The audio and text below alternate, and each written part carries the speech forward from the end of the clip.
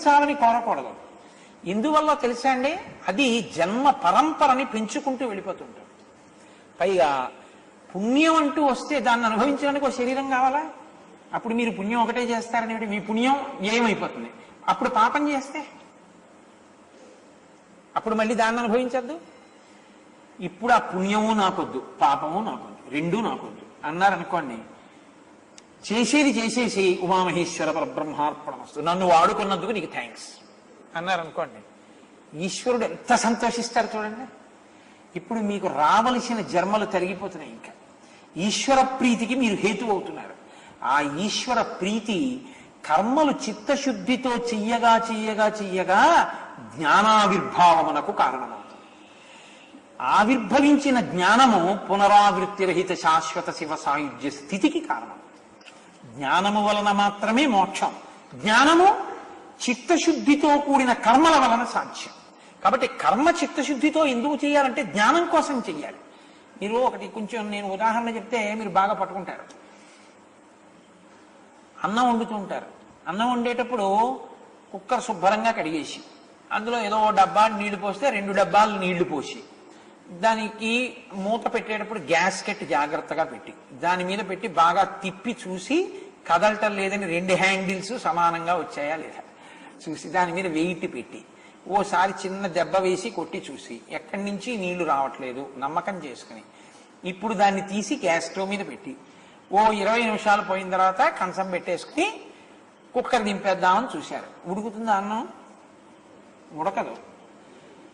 లోపల ఉన్న ప్రతి బియ్యపు గింజ అన్నపు మెతుకుగా ఉడికించగలిగినది ఏది? అగ్నిహోత్రం.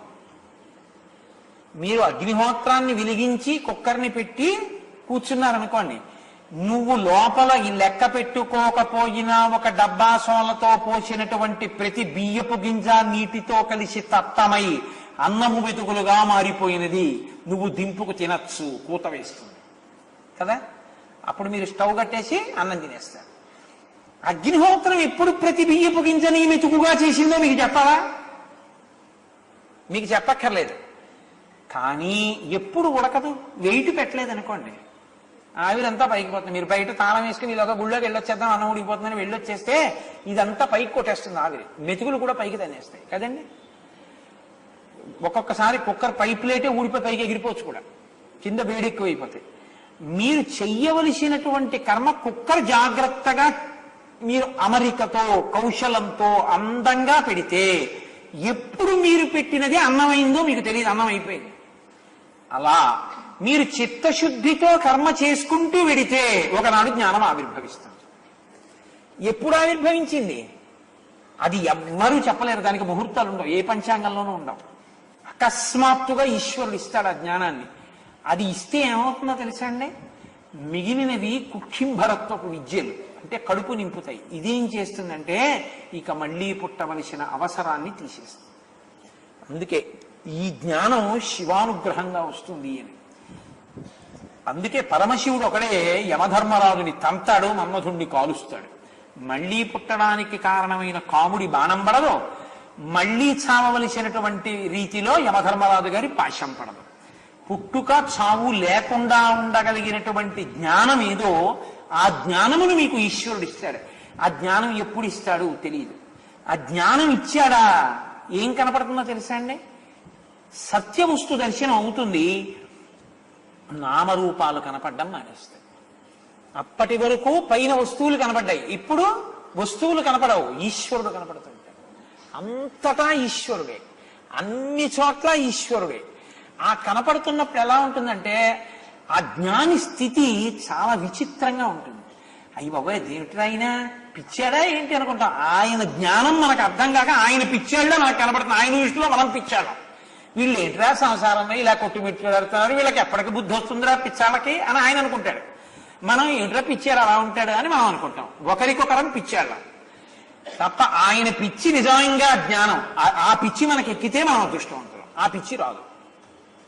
అది శాస్త్రంలో చాలా గమ్మత్తైన విషయం. అది ఆ స్థితి వచ్చిందనుకోండి, ఇప్పుడు అభిషేకం చేస్తుంటాం మనం. అభిషేకం చేసేటప్పుడు చౌరాయిచ శిష్ప్యాయిచ ఫేన్యాయిచ శకత్యాయిచ ప్రవాహ్యాయిచ రుద్రం చెప్పేస్తుంటారు. అందులో అదో దరిద్రం. నోటికి వచ్చిందంటే గడగడ చెప్పేస్తుంటారు. ఓహో పదార్థం పదార్థం పదార్థం తర్వాత శుద్ధజలం కూడా పోయేస్తూ ఉంటారు. అభిషేకం అయిపోతూ ఉంటుంది. అభిషేకం చెయ్యడం కర్మ. చిత్తశుద్ధితో చేసిన కర్మ జ్ఞానంగా మారడం అంటే ఏమిటో తెలుసా అండి? నమచ్చోరాయచ, దొంగ ఈశ్వరుడిగా నీకు కనపడాలి. దొంగగా కనపడకూడదు. దొంగ రూపంలో ఈశ్వరుడు వచ్చాడని నీకు కనపడాలి. అలా కనపడితే జ్ఞానం వచ్చిందని గుర్తు. అంతటా ఈశ్వరుడు కనపడాలి. అంతేగాని మా అబ్బాయిలో కనపడుతున్నాడు, మా ఆవిడలో కనపడుతున్నాడు, మా పక్కింట్లో కనపడలేదనకూడదు. అంతటా ఈశ్వరుడు కనపడాలి. కనబడితేనే జ్ఞానం. నాకు ఇప్పుడు ఒక విషయం గుర్తొస్తూ ఉంటుంది. భగవాన్ రమణులు ఆశ్రమం అంటే ఆయన నా ఆశ్రమం అని ఆయన ఇప్పుడు అనేవారు కదా. నా ఆశ్రమం ఏంటి? భక్తుల ఆశ్రమం, నేను అందులో ఉన్నాను అనేవారు. అందుకని గంట కొడితే ఆయనే వెళ్ళి కూర్చునేవారు భోజనానికి తప్ప ఆయన ముందు వెళ్ళి భోజనం చేయడం అలాంటివి ఆయనకు ఉండేవి కావు. బ్రహ్మజ్ఞానే. కాబట్టి ఒకసారి ఆయన లోపల తలుపు గడియేసుకుని ఏదో 2-3 ఉన్నారు చుట్టూ అంతేవాసులు లోపల పడుకున్నారు. ఆయన మంచాలు కొంచాలు లేవు, కటిక నేల చాప పడుకున్నారు. పడుకుంటే దొంగలు వచ్చారు. ఆ లోపల ఏమైనా ఉన్నాయేమో అని వాళ్ళు తలుపు కొట్టారు. తలుపు కొడితే కిటికీలోంచి చూసి ఆయన అన్నారు, ఎవరు మీరు అన్నారు. వాళ్ళు అన్నారు, మేము దొంగలం అన్నారు. రండి స్వాగతం అని తలుపు తీశారు. వాళ్ళందరూ చిసి మాకు జాబ్ సాటిస్ఫాక్షన్ ఉంటుంది. ఏమిటా తలుపు తీరేది, అలా తీయకూడదు. వేసేసి అరువు దొంగలు దొంగలు దొంగలను, మేము తలుపులు బద్దలు కొట్టుకుని లోపలికి వస్తాం అంటే ఆయన అన్నారు, వద్దు, ఎందుకు అలాగా, నేనేం అరవను, మీరు ఈశ్వరుడు, రండి, మీకేమైనా కావాలా, ఇదిగో ఇవి ఉన్నాయి మా దగ్గర, మీకు ఏమైనా కావాలంటే తీసుకోండి అన్నారు. అంటే వాళ్ళు అన్నారు, బుద్ధిహీనుడా, పిచ్చాడివా ఏంటి, అరవాలి దొంగలని, అంతేగాని తీసుకోమంటా ఏంటి, తలుపు వేసుకోమన్నారు. అంటే పోనీ మీకు తృప్తా, అలాగే వేసుకుంటాను రండి అని తలుపు వేశారు. వాళ్ళు ఏదో బద్దలు కొట్టుకున్నారు, లోపలికి వచ్చారు. పారిపో అన్నారు. ఎందుకన్నారు ఆయన, పారిపోవాలి దొంగను చూస్తే అన్నారు. నేను అలా పారిపోను, నాకు ఈశ్వరుడు కనపడుతున్నాడు, మిమ్మల్ని చూస్తూ నించుంటాను అన్నారు. బుద్ధి ఉందా లేదా, నువ్వు పారిపో, మేము ఎత్తుకుపోతాం, అప్పుడు కానీ మాకు దొంగతనం చేసిన తృప్తి ఉండదు. మాకు ఏదైనా పట్టుకెడితే మామూలుగా పట్టుకెళ్ళకూడదు, మేము కష్టపడి దొంగతనం చేశామన్న తృప్తి మాకు ఉండాలి, అందుని పారిపోవాలి. అంటే మీ తృప్తికి వెళ్ళిపోమంటే వెళ్ళిపోతాను తప్ప అలా పారిపోవడాలు అవన్నీ నేనేం చేయనని ఆయన వెళ్ళిపోతారు. అలా పారిపోతున్న వాళ్ళని కొట్టి వాళ్ళ వస్తువులు ఎత్తుకుపోతే మాకు సంతోషం అని వాళ్ళు దుడ్డు కర్ర తీసి నడుస్తున్నటువంటి రమణుల యొక్క కాళ్ళ మీద కొట్టారు. కొడితే ఇంతంత తట్లు తేరిపోయాయి ఆయన కాళ్ళ మీద. తేరిపోతే ఆయన నవ్వుతూ ఆ దెబ్బలు తింటూ వెళ్ళి కూర్చున్నారు అక్కడ. ఆయన శిష్యులు ఏడుస్తూ వాళ్ళు ఏమున్నాయని అందులో చాప అవిని చిచి మరీ ఇంత అన్యాయం ఏమిటని వెళ్ళిపోయారు. పైగా తృప్తి కూడా లేదు, ఏమిటో ఈ మనిషి ఏమిటో పిచ్చేళ్ళలాగా అనుకుంటూ వెళ్ళిపోయారు. ఆ చుట్టూ ఉన్న వాళ్ళు అన్నారు, భగవన్ అనండి, సామ కొట్టేస్తాం వాళ్ళని, మిమ్మల్ని కొట్టడమా, ఇంతంత తట్లు తేరిపోయాయి కదండి అన్నారు. రమణులు అన్నారు, నాలుక నాదే పళ్ళు నావే, అన్నం తినేటప్పుడు నా నాలుక నా పళ్ళ కింద పడితే పళ్ళు పీకేసుకోనా అన్నారు. అభిప్రాయం ఎలా పీక్కుంటారు, మన పళ్ళు కదా, అందుని ఓర్చుకోవడమే అన్నారు. ఆ సర్వేశ్వరుడే దొంగ రూపంలో వచ్చాడు, ఆ సర్వేశ్వరుడే నాకు ఈ బహుమానం ఇచ్చాడు. మీరు పూలు తెచ్చి వేస్తే ఎంత తృప్తో వాళ్ళు కర్ర పెట్టి కొట్టినప్పుడు నాకు అంతే తృప్తి అన్నారు. ఆయన బ్రహ్మజ్ఞాని కదండి. ఆ స్థితిని చేరడం అంత సామాన్యమైన విషయమేం కాదు, అది నోటితో చెప్పినంత తేలిక కాదు. ఆ ద్వంద్వాతీత స్థితిని పొంది అంతటా బ్రహ్మమునే చూడగలగడం, అలా చూస్తే నమచ్చోరాయచ నీకు జ్ఞానంగా మారింది. నమచ్చోరాయచ గురించి నువ్వు ఆలోచిస్తూ, ఈశ్వర నువ్వు దొంగలగా కూడా ఉంటావయ్యా, నమ పీమ్యాయచ నురుగు నువ్వేనయ్యా అని అనుకుంటూ అభిషేకం చేసి చేసి చేసి చేసి అంతటా ఆ బ్రహ్మమునే చూసి రమించిపోయేటటువంటి వాళ్ళ ఆనందం వేరుగా ఉంటుంది. వాళ్ళ స్థితి మీకు ఆ కన్నులలో కనపడుతుంది. మనకు ఆవు కనపడుతుంది. ఆయన ఓ ఆవుని ఇలా ఎడంచేత్తో ఇలా ఆవు ముఖాన్ని దగ్గరగా పట్టుకుని మనందరిలో తన బిడ్డల్ని ఈశ్వరుణ్ణి చూసుకుంటూ సంతోషంగా ఇలా చూస్తూ తెల్ల గడ్డంతో అలా నిలబడిన భారతీ తీర్థులు మీకు కనపడ్డారనుకోండి, ఆయన్ని చూసేటప్పటికి అసలు ఆ ఆవుని ఎడంచేత్తో ఇలా పట్టుకుని మిమ్మల్ని చూస్తున్న ఆ వాత్సల్యమూర్తి యందు మీకు ఎంత ఆనందం కనపడుతుందో ఒకసారి చూడండి. అటు ఎలా చూస్తున్నారు ఆయన, వీడు చెప్తున్నాడు రామాయణం అంటే ఏమిటో ఎలా చెప్తున్నాడో అని. అది వారి యొక్క తృప్తి, వారి ఆనందం, అంతటా బ్రహ్మమును చూడగలిగి రమించగలిగిన ఆ స్థితి కన్నులలో వ్యక్తం అవుతుంది. కాబట్టి ఇలా చూడడం చాలా గొప్ప విషయం, అదేమంత తేలిక విషయం కాదు. ఇది ఎక్కడి నుంచి వస్తుందంటే చిత్తశుద్ధితో కూడిన కర్మాచరణము వలన. మీరు కర్మ చేసి నాకు పుణ్యం అన్నారనుకోండి, దిక్కుమాల పుణ్యం కింద ఉంటుంది అంతే. ఏం చేస్తుంది? ఏమీ చేయదు. ఎవడో పట్టుకొచ్చి గొలిసేస్తాడు. ఏం చేస్తారు? చచ్చిపోయిన తర్వాత తీసేత పారేస్తారు. ఉంటుందేంటి? పైన కప్పిన బట్ట మేటి చాకలి పాలు, ఆఖరికి తీసుకొచ్చి ఇంట్లో ఎన్ని పంచెలు ఉండనివ్వండి, ఓ 6 గజాలు 8 గజాలు సైను కూడా తీసుకొచ్చి ఆ బట్ట మీద శరీరం మీద బారేసి చెంబుతో కూడా పోయిరు, బిందెత్తి పోసేస్తారు పైన తల నుంచి పాదాల వరకు. పోసేసి ఓ తాడు ఒకటి పట్టుకొచ్చి గట్టిగా వేసి కట్టేస్తారు కొత్త కర్రలకి. వేసేసి తీసుకుపోయిన తర్వాత వల్లకాట్లో దింపి బట్ట తీసి అవతల పారేస్తారు. చాకలు పట్టుకుపోతాడు. ఏమిటి నువ్వు పట్టుకెళ్ళింది? తల్లి గర్భము నుండి ధనము తేడెవ్వడు వెళ్లిపోయడినాడు వెంటరాదు, లక్షాధికారైన లవణమన్నమే కాని మెరుగు బంగారంబు మింగబోడు, విత్తమార్జన చేసి విర్రవీగుటె కాని కూడపెట్టిన సొమ్ము కుడువలేడు, పొందుగా మరుగైన భూమి లోపల పెట్టి దాన ధర్మము లేక దాచి దాచి తుదకు దొంగలకిత్తురో దొరలకవును, తేనె జుంటీగలియవా తెరువురులకు, భూషణ వికాస శ్రీధర్మపుర నివాస దుష్ట సంహార నరసింహ దురిత దూర.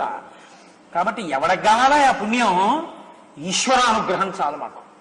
మాకు మళ్ళీ జన్మొద్దు, మేము ఎంత తొందరగా అటువైపు అడుగులేస్తాం అన్న స్థితి కొరకు ఉత్సాహంతో ఈశ్వర కార్యం ఎందుకు చేస్తున్నావు?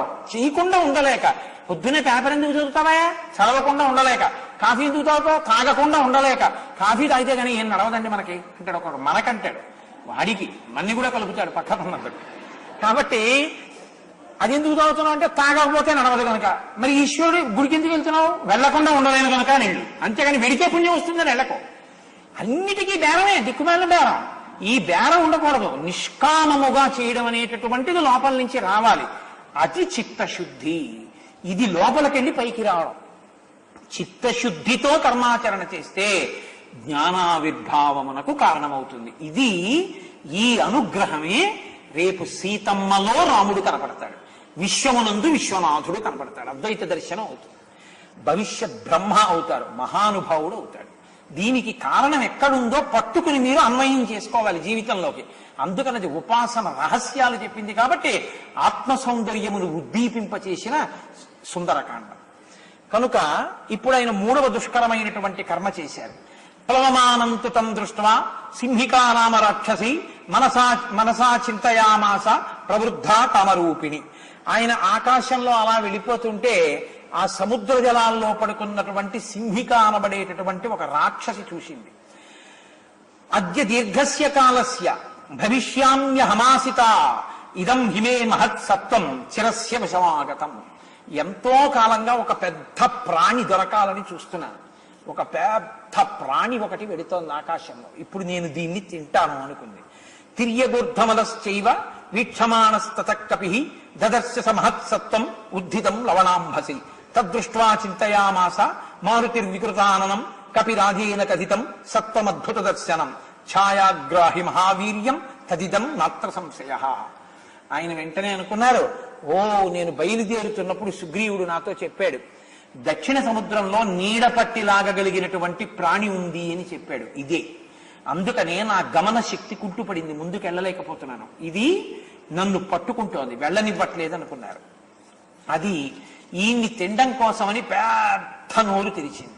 ఎంత పెద్ద నోరంటే వక్త్రం ప్రసారయామాస పాతాళంతర సన్నిభం ఘనరాజీవ గర్జంతి వానరం సమభిద్రవత్. ఓ పెద్ద గర్జన చేస్తూ పాతాళం ఎలా ఉంటుందో అంత నోరు తెరిచింది. తెరిచి ఎగిరి ఆయన్ని పట్టుకోవడానికి ప్రయత్నిస్తోంది. వెంటనే సంక్షిప్య మౌరాత్మానం నిష్పపాత మహాబల. మళ్ళీ చిన్ని శరీరాన్ని పొందారు. పొంది ఒక్కసారి దాని శరీరంలోకి వెళ్ళి దాని యొక్క మర్మావయవాలన్నింటినీ కూడా తన గోళ్లతో తుంచేశారు. తుంచేసి మళ్ళీ అంతే వేగంతో పైకి వచ్చేశారు. యస్యత్తే తాని చత్వారీ వానరేంద్ర యథాతవ. అలా పైకి వచ్చేసినటువంటి హనుమని చూసి ఆ దేవతలందరూ ఎంతో సంతోషించారు. ఈ సింహిక ప్రాణములను కోల్పోయి నీటి మీద దాని శరీరం తేలిపోయింది. ఇప్పుడు 4వ దుష్కరమైన కర్మని సాధించారు. ఇది సింహికా భంజనము అంటారు. ఈ సింహికా భంజనము మీరు చాలా జాగ్రత్తగా అర్థం చేసుకోవాల్సింది. చిత్తశుద్ధి కొరకు పుణ్యకర్మ. ఇది చిత్తశుద్ధి కొరకో పుణ్యం కోసమో అసలు చెయ్యడం అంటూ మొదలు పెట్టడం తేలిక. మీ ఇంట్లో ప్రతిరోజు దీపం పెట్టండి, మీకు మీ అబ్బాయికి ఉద్యోగం వస్తుంది అని నేను అన్నాను అనుకోండి. మీరు దీపం పెడతారు. మనందరం చందనం తీద్దాం, కాబట్టి రేపు పొద్దున్న రండి అన్నాను అనుకోండి, మీ అందరు వస్తారు, చందనం తీస్తారు. మీ అందరూ ఆపదామపహర్తారం దాతారం సర్వసంపదాం లోకాభిరామం శ్రీరామం భూయో భూయో నమామ్యహం, ఈ శ్లోకం చెప్తాను. ఈ శ్లోకం మీరు చెప్పండి, చెప్పేటప్పుడు కోతిని మాత్రం గుర్తు తెచ్చుకోకండి అని నేను అన్నాను అనుకోండి, అదే గుర్తొస్తుంది. మీరు చూడండి, నేను ఈ శ్లోకం చెప్పిస్తాను, మీ ఎవ్వరికీ కోతి గుర్తు రాకూడదు. నేను చెప్పేటప్పుడు అన్నాను అనుకోండి, ఆపదామపహర్తారం అని నేను అనగానే ఆపద అది గుర్తురాదు కదా అదే గుర్తొస్తుంది. నిషిద్ధ కర్మ అంటే ఏది చెయ్యొద్దని వేదం ఉందో అది చెయ్యకుండా ఉండడం కష్టం. ఏది చెయ్యమని చెప్పిందో అది కొంతైనా చేయడం తేలిక. పొద్దున్నే స్నానం చెయ్యి, 9ంటికైనా చేస్తాడు, పోని 12ంటికన్నా చేస్తాడు, చేయకపోతే పోని కనీసం సాయంత్రం చేస్తాడేమో అని నేను అనుకుంటున్నాను, వేసవి కాలం కనుక. అసలు చేయకుండా మాత్రం ఉండడు, ఏదో స్నానం అంటూ చేస్తాడు. ఒరే నాయనా,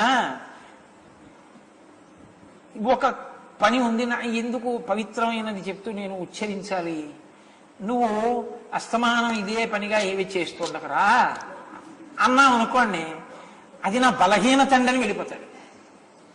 నిషిద్ధ కర్మ వద్దు అన్న పని చెయ్యకుండా ఉండడం చాలా కష్టం, చాలా చాలా కష్టం అండి. అసలు అందరూ దెబ్బెక్కడ తింటారంటే వద్దు అన్న పనిని చెయ్యకుండా ఉండలేరు. టీవీ చూడకు అన్నాను అనుకోండి, చూడకుండా ఉండడం అంటే ప్రాణం పోయినంత పని, యుద్ధమే వస్తుంది ఆయనతో. ఎంత దిక్కుమాలిన పరీక్ష పెట్టాడు రా వీడు అని.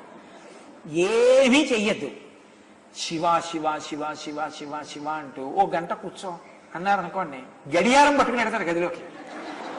మీరు చూడండి, ఎందుకో తెలుసా, కళ్ళు మూసుకొని శివ శివ శివ శివ అంటే ఏమవుతుంది, మహా అయితే గంట దాటిపోతుంది అంతే కదా అని ఒక్కనాటికి అండం అని ఓసారి ఇలా చూసుకుంటూ ఉంటాడు. ఎందుకని అంటే కష్టం. నిషిద్ధ కర్మని మీరు దాటలేరు, చాలా చాలా కష్టం అండి. నేను మీకు ఉన్న విషయాన్ని బాగా అర్థం అవ్వడం కోసం బాగా గుచ్చి గుచ్చి మాట్లాడడానికి కారణం అదే. మనిషి తరించేది దేనివల్ల తెలుసా అండి, అసలు వద్దన్న పని మానేయడం వల్ల. వద్దన్న పని మానేస్తే చెయ్యమన్న పని చేయడం వినా ఇంకో మార్గం ఉండదు. మీరు చూడండి, ఎందుకో తెలుసా, మీరు శరీరాన్ని ఆపగలరు, మనసును ఆపలేరు. శరీరాన్ని నువ్వు గుడికి వెళ్ళొద్దు అని కూర్చోబెట్టగలరు, మనసును ఆపండి, ఎక్కడికి వెళ్లకుండా మీ తరం కాదు తిరుగుతుంది. ఇప్పుడు అసలు మీరు చెయ్యొద్దన్న పనులు ఆపేశారనుకోండి, ఏదో ఒకటి చెయ్యాలి కాబట్టి ఒప్పుకున్న పని కోసం తిరుగుతుంది. దానికి ఏమీ చేయకుండా ఉండలేదు కాబట్టి ఏం చేస్తుంది, ఫోన్లో అలా గుళ్ళోకి పోమంటున్నాడుగా కాబట్టి ఆ గుళ్ళోకి పోయేదో అలా తిరుగుతుంటే అక్కడే నలుగురు కనపడతారు, ఏదో కాసేపు పిచ్చాపాటి ఎవరన్నా పలకరించి వద్దామని ఆ గుళ్ళోకి పోతాడు. ఇప్పుడు చెయ్యమన్న పని వైపుకి ఎప్పుడెడుతుందంటే చెయ్యొద్దన్న పని ఆపగలిగితే. చెయ్యొద్దన్న పని ఆపలేకనే రాజ్యాలు పోయాయి, ఐశ్వర్యాలు పోయాయి, తరాలు నశించిపోయాయి, వంశాలు పతనమైపోయాయి, తపస్సు చేసి ఊర్ధ్వలోకాలకు వెళ్ళిన 10 తరాలు కింద పడిపోయాయి. ఎందువల్ల, చెయ్యకూడని పని చేసినటువంటి వాళ్ళు వంశంలో ఒక్కరు పుట్టడం వల్ల. ఒక్కడు చెయ్యకూడని పని చేస్తే చెయ్యవలసిన పనులు ఎంతో నియమాలతో కష్టపడి సాధించుకున్న పితృదేవతలు 10 తరాల వాళ్ళు ఢామ్మని కింద పడిపోతారు. ఒక్కడు లాగేస్తాడంతే. ఎక్కడం చాలా కష్టం, కింద పడిపోవడం చాలా తేలిక. అందుకే మీరు చూడండి, చిన్నతనంలో ఒక ఆట ఆడిస్తుండేవారు, జారుడు బల్ల అని ఆట ఉండేది. జారుడు బల్ల ఆడేవాడిని ఏం చేస్తారంటే ముందు ఇటువైపు నుంచి మెట్లు కడతారు, అటువైపు నుంచి జారేందుకు కడతారు. వీడు ఏం చేస్తారంటే ఇటు నుంచి కష్టపడి మెట్లు ఎక్కుతాడు, అక్కడికి వెళ్ళి ఏం చేస్తారంటే కూర్చుని పట్టు వదిలేస్తాడు, అంతే కిందకి జారిపోతాడు. మళ్ళీ ఇప్పుడు పైకి ఎక్కాలంటే ఇటు నుంచి ఎక్కలేడు, ఎందుకంటే జారే వాళ్ళు అడ్డొస్తారు. అందులో మళ్ళీ ఇటు నుంచి ఇటు పరిగెత్తి మెట్లు ఎక్కుతాడు, ఎక్కి జారిపోవడానికి ఎదురు చూస్తాడు. మీరు చూడండి, తన ముందు జారే వాళ్ళు ఉంటారు, వాళ్ళు జారిపోయే వరకు తను ఎదురు చూసి వాళ్ళు జారిపోయాక తను జారిపోతాడు. ఎక్కడం కష్టం, జారిపోవడం తేలిక జీవితంలో. తాతగారు పిల్లాన్ని పార్కుకి తీసుకెళ్ళి కాసేపు ఆడించిన తర్వాత నీకేమర్థమైందిరా, అదే లక్ష్యం, ఇట్నుంచి ఎక్కావు, ఎక్కేటప్పుడు పట్టుకుని ఎక్కావు, అట్నుంచి జారిపోవడానికి పట్టుకోవలసింది పట్టుకోకుండా వదిలేస్తే చాలు జారిపోయావు. జారిపోవడం సుఖంలా అనిపిస్తుంది, కానీ ఎక్కడమే గొప్ప. జారిపోయిన వాడు ఎక్కడ మొదలెట్టాడో అక్కడే ఉంటాడు. ఎక్కి నిలబడ్డవాడు అక్కడికన్నా ఎత్తు మీద నిలబడతాడు. ఎక్కి నిలబడ్డం నేర్చుకో, జారిపోవడం నేర్చుకోకని నేర్పుతాడు. జారుడు వాళ్ళు అందుకు ఆడిస్తారు పిల్లలతో, తప్పదో ఆటని ఆడించరు. ఇది నిషిద్ధ కర్మ పట్ల చెయ్యవద్దు అన్న పనిని చెయ్యకుండా ఉండగలిగిన ప్రజ్ఞ దేని వల్ల వస్తుందంటే మీరు మీ మనసుకి అటువంటి సాధనని ఇవ్వగలిగితే. అయితే వచ్చిన ఇబ్బంది ఏమిటో తెలుసా అండి, దీన్ని కాల పరిమితికి కుంచిస్తారు కొంతమంది. ఏదో ఒక దీక్షా స్వీకారం చేసి 30 రోజులో 40 రోజులో 50 రోజులో కొన్ని నియమాలకి కట్టుబడతారు. కానీ నియమాలకి కట్టుబడినప్పుడు ఎలా ఉంటారంటే ఇది ఎప్పుడైపోతుందని ఎదురు చూస్తుంటారు. ఇది ఎప్పుడైపోతుందని ఎదురు చూసి నియమం అయిపోగానే వెళ్ళు ఎత్తినట్టు మళ్ళీ అటు వెళ్ళిపోయారనుకోండి, ఏమి ప్రయోజనం ఉండదు. దానివల్ల చేసేటటువంటి నిషిద్ధ కర్మకి లొంగుబాటు ఎంత తొందరగా వస్తుందా అని మెట్లెక్కినట్టు ఉంటుంది. అది మీరు నిషిద్ధ కర్మని విడిచిపెట్టడం ఎలాగా అన్నది నేర్చుకోవడానికి దీక్ష స్వీకరించారు. దీక్షలో ఉండగా మీరు ఎలా ఉన్నారో అలా మిగిలిన జీవితంలో కూడా ఉండగలిగితే మీరు ఆ వ్యామోహాలకి వశులు కాలేరు అన్నది నేర్చుకుని ఇప్పుడు ఉండగలిగింది మిగిలినప్పుడు కూడా ఉందామన్న పూనిక పెంచుకోవాలి. అంతేగాని ఇప్పుడు ఒక్కడే ఉండిపోయి ఆ తర్వాత మళ్ళీ జారిపోదాం అనడానికి కాదు. అందుకని అది ఏం చేస్తుందంటే లాగేసుకుంటుంది. నిషిద్ధ కర్మ చాలా చాలా కష్టం.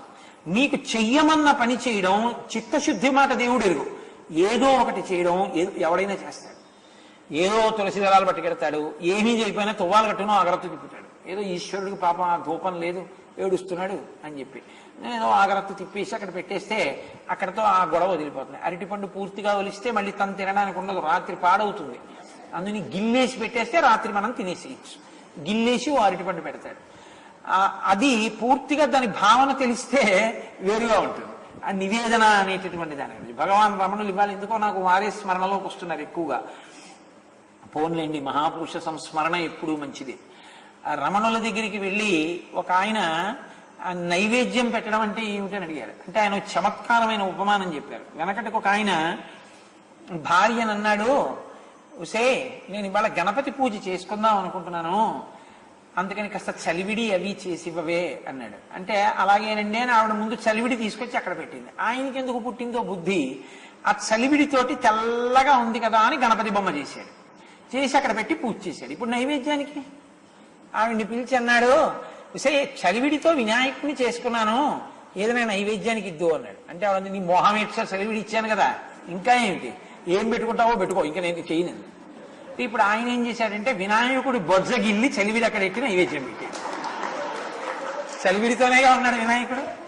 చలివిడి వినాయకుడి బొజ్జ గిల్లి వినాయకుడికే నైవేద్యం పెట్టడం ఎటువంటిదో ఆయన సృష్టిలోనే ఉన్న సమస్తాన్ని ఆయనకి ఇవ్వడం అటువంటిది. నువ్వు ఇవ్వడానికి ఏముంది, ఆయన చేసిందే. ఆయనది ఆయనకిచ్చి ఆయన ప్రసాదంగా నువ్వు తినడం దొరతనం, ఆయనది ఆయనకి చూపించకుండా నీదని తినడం దొంగతనం. ఈ భావన బాగా లోపల పాదుకుంటే చిత్తశుద్ధితో కూడిన కర్మ. కనీసం ఏమీ లేకపోయినా పోనీ అక్కడ పెట్టేదో గంట వాయిస్తూ ఉద్ధరణితో నీళ్లు తెలి చూపించడం, చిత్తశుద్ధి కాకపోయినా పోనీ ఏదో చేస్తున్నాడు. అసలు మొదట మెట్టు అంటూ ఎక్కడప్పుడు కదా 5వ మెట్టు 6వ మెట్టు. వద్దురా అన్న పని చేయి ఆపడం చాలా కష్టం అండి. ఇది అక్కడ సురసకి నమస్కారం చేశారు ఆయన, అందులోకి వెళ్ళాలి. ఆ కర్మలోకి వెళ్ళి చిత్తశుద్ధితో కూడిన కర్మగా మార్చాలి. నాకు ఈ పుణ్యం అక్కర్లేదు, పాపం అక్కర్లేదు, ఈశ్వర చేయకుండా ఉండలేక చేస్తున్నాను అనాలి. ఇక్కడ చెయ్యకుండా ఉండలేనటువంటి పరిస్థితి నుంచి తప్పించుకుని చెయ్యకుండా ఉండగలిగిన వాడిని అవుతున్నాడు. అందుకని దానికి నమస్కారం లేదు. ఇంకా దాని మర్మావయవాలు పిలిచేశారంతే. అసలు దాని జోలు అన్నది ఉండకూడదు అంతే. ఇంకా దాని మూలాలు ఉండకూడదు, ఇంకా దాని వేపుకి వెళ్ళకూడదు. అసలు అటువంటి ప్రజ్ఞ సంపాదించాలి. కాబట్టి ఇప్పుడు సింహికా భంజనం చేశారు. సింహికా భంజనం చేస్తే ఆ పైన ఉన్నటువంటి దేవతా సంఘాలున్నాయి. దృష్టిర్మతిర్దాక్ష్యం స్వకర్మసు నసీదతి యస్య త్వేతాని చత్వారి వానరేంద్ర యథాతవ. ఈ హనుమకి ఉన్నట్టు ఎవరికి ధృతి, దృష్టి, మతి, దాక్ష్యము అన్న 4 ఉంటాయో అటువంటి వారు తమ జీవితంలో ఏ కార్యాన్నైనా సాధించగలరు. ధృతి అంటే పట్టుదలతో కూడిన ప్రతిజ్ఞ. ఇవాళ సంకల్పం చేసి రేపు మానేయడం కాదు. మీరు చూడండి, కొంతమంది చాలా చిత్రమైన సంకల్పం చేస్తారు. నేనండి ఇంకా వచ్చే శనివారం నుంచి సుప్రభాతం, విష్ణు సహస్రం, లక్ష్మీ అష్టోత్తరం ఇవన్నీ ప్రతిరోజు చదువుతాను. ఇంకా ప్రతి శనివారం ఇదో నియమం పెట్టుకుంటానంటాడు. అప్పుడు చాలా ఉత్సాహంగా ఉంటుంది. మొదటి శనివారం వెళ్ళిపోయి తులసి దళాలు కొనేస్తాడు, పువ్వులు కొనేస్తాడు, తెల్లవారుజామున అల్లరి చేసేస్తాడు, స్నానం చేసేస్తాడు, పట్టుబట్టి ఎక్కడంటాడు, లోపలికి వెళ్ళిపోతాడు, విష్ణు సహస్రనామ స్తోత్రం ఓ అద్భుతంగా పైకి చదివేస్తాడు. 6-7 వారాలు బాగానే అయిపోతుంది. 8వ శుక్రవారం నాడు ఏమంటాడో తెలుసా అండి? రేపు తెల్లవారితే దిక్కుమాల శనివారం ఆ విష్ణు సహస్రం చదవాలి, లక్ష్మీ అష్టోత్తరం చదవాలి, ఇవన్నీ చదవడానికే 1 గంటన్నర పడుతుంది. కాబట్టి ఇప్పుడు గట్టిగా అంటే చేయాలి. బాబోయ్, ఎవడు చేయమన్నాడు ఈ సంకల్పాలు? ఉత్సాహంతో చెయ్యగలిగితే చిత్తశుద్ధితో కూడిన కర్మ. కానీ నిషిద్ధ కర్మను అలా కాదు. అసలు ఉత్సాహంతో చేయడం, నిరుత్సాహంతో చేయడం అన్నది ఉండకూడదు. అసలు చేయడం అన్నది ఉండకూడదు. అంటే దాని వైపు ఆభిముఖ్యమే లేదు, అసలు ఆ మాటే లేదు, ఆ ప్రస్తావనే లేదు, దాని ఊసే ఉండదంతే. అంతగా భంజించగలిగితే మర్మావయములను త్రుంచివేయుట. కాబట్టి ఇప్పుడు అటువంటి దృష్టి, ధృతి, దృష్టి, మతి, దాక్ష్యము, పట్టుదల, చేయవలసిన పని చేయుట, చిత్తశుద్ధి కొరకు కర్మాచరణము చేయగలిగి ఉండుట, ఈశ్వరుని యొక్క పథమునందు ప్రయాణం చేసేటప్పుడు వచ్చేటటువంటి సత్కారములను తన లక్ష్యాన్ని చేరుకోవడం కోసం విడిచిపెట్టగలుగుట, వద్దు అన్న పనివేపుకి వ్యామోహమును పొందకుండా ఉండుట. ఈ 4 ఎవరు సాధిస్తారో వారు హనుమ ఏ స్థితిని పొందారో ఆ స్థితిని పొందుతారు. ఇప్పుడు ఆయన ఆ 100 యోజనముల సముద్రాన్ని దాటి ఆ దక్షిణ తీరంలో దిగారు.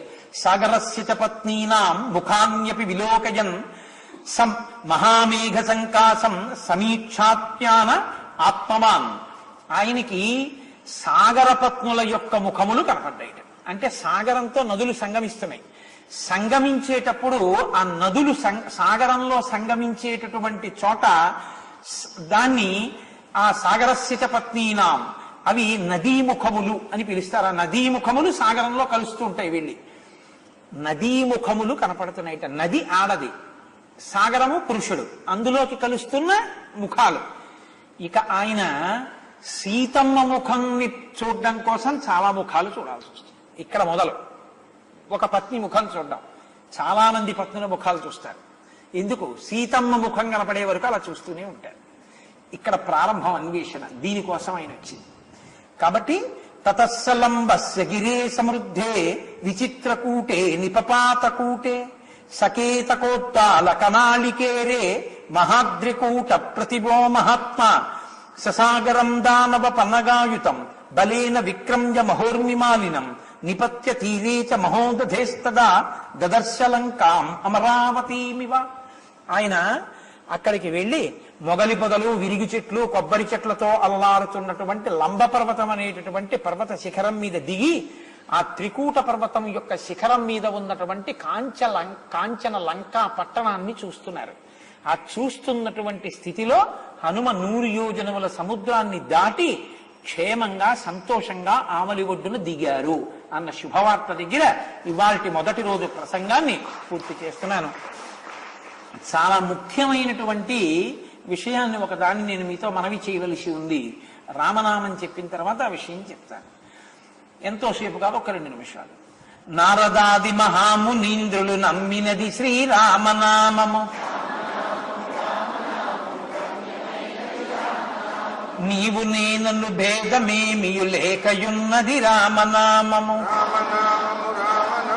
రమ్యమైనది రామనామము, గోచరంబ గుజగము లోపల గోప్యమైనది రామనామము. రామనామము రామనామము రమ్యమైనది రామనామము, బ్రహ్మ సత్యము జగన్మిథ్యాభావమే శ్రీరామనామము. రామనామము రామనామము రమ్యమైనది రామనామము, భక్తితో భజించు వారికి ముక్తి నొసగును రామనామము. రామనామము రామనామము రమ్యమైనది రామనామము, సకల జీవులలోన వెలిగే సాక్షిభూతము రామనామము. రామనామము రామనామము రమ్యమైనది రామనామము, ఆంజనేయుని వంటి భక్తులకు ఆశ్రయము శ్రీరామనామము. రామనామము రామనామము రమ్యమైనది రామనామము, రాకడయు పోకడయు లేనిది రమ్యమైనది రామనామము. రామనామము రామనామము రమ్యమైనది రామనామము. నిర్వికారము నిర్వికల్పము నిర్గుణము శ్రీరామనామము. రామనామము రామనామము రమ్యమైనది